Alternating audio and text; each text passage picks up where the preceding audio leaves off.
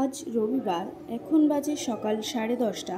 Berachampa Haroa road হাজি petrol পাম্পের কাছে অবস্থিত নেত্রজ্যোতি আই কেয়ার হসপিটালে রোগী দেখা শুরু হয়ে গেছে। এখন থেকে সন্ধ্যা 7টা পর্যন্ত চলবে। এখানে রোগী দেখছেন চেন্নাই মাদুরাই আই কেয়ার হসপিটালের অভিজ্ঞ চক্ষু বিশেষজ্ঞ ডক্টর এস হোসাইন।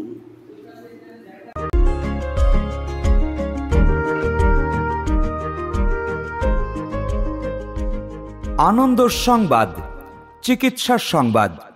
সম্পূর্ণ বিনামূল্যে চক্ষু পরীক্ষার শিবির এখন আপনাদের এলাকায়।